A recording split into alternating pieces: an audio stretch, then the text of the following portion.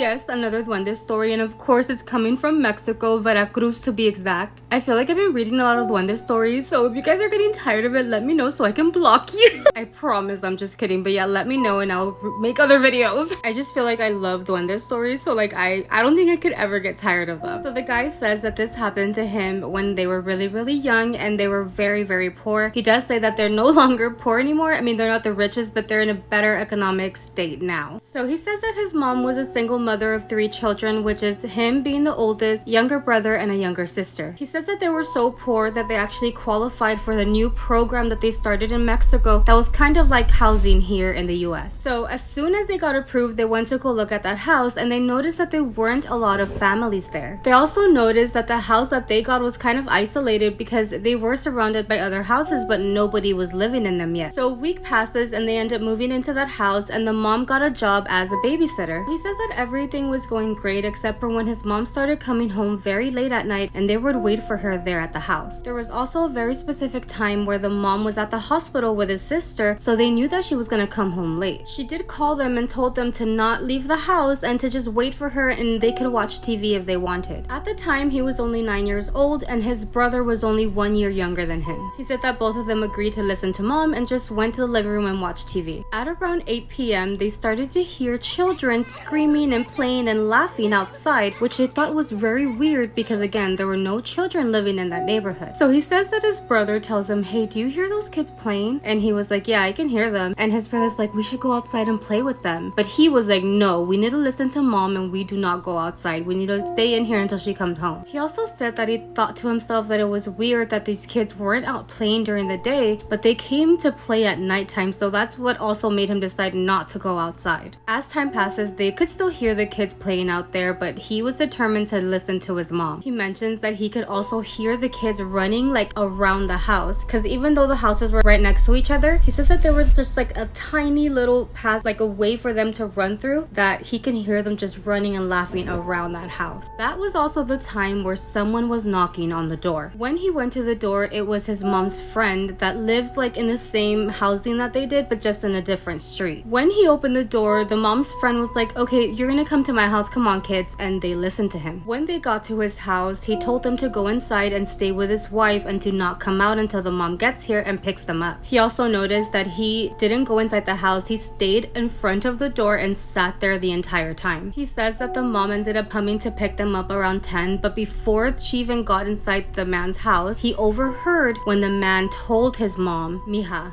if you're gonna come home this late, please let us know and we'll take care of the kids just for them to be really safe. We do not care how late you get here, but please let us know so that we can watch over them and take care of them." He says that the mom agreed and picked up the kids and they went home. So that happened. A lot of time passed. He is now 18 years old. He says that they were having dinner and they were reminiscing about that little house that they used to live in, and they were also talking about the man because he has since passed away. And the topic of those kids running around that house at night and playing came up. And they asked the mom, like, why were their parents allowing them to play at nighttime, but we never saw them during the day? Like, we never had kids to play with in that neighborhood. She answered with, "That's because those were not kids." And they were all like, "What do you mean they weren't kids?" And the mom was like, "Okay, well, this is gonna sound a little bit ridiculous, but those things were duendes. I believe that those duendes were trying to lure you guys out to go and play with them, and then they would have taken you." She tells him, "I know this is gonna sound crazy, but I've heard stories of duendes coming and offering kids to come out and play, or offering them candies or offering them toys, and then they go missing." He says that till this day, he always thinks about what would have happened if he had listened to his little brother and been like, "Yeah, let's go out and play," or what would have happened if that man had never came and taken them to his house for safety. He says that thank God everything happened the way it did, and that we listened to our mom when she told us not to go outside, because maybe they wouldn't be here to give us this story today.